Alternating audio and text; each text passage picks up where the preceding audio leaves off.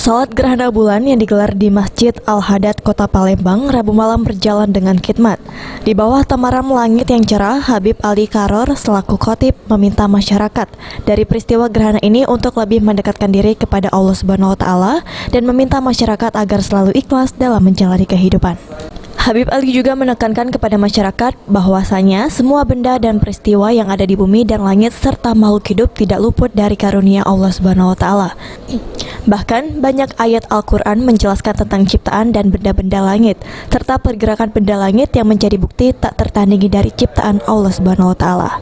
Dengan adanya sholat gerhana ini pula, umat muslim yang taat mengikuti anjuran Rasulullah yang sekaligus terus mengalirkan ucapan tasbih menunjukkan representatif kepada Yang Maha Kuasa sebagai pendekatan diri atas keagungan kuasa Allah Subhanahu wa taala.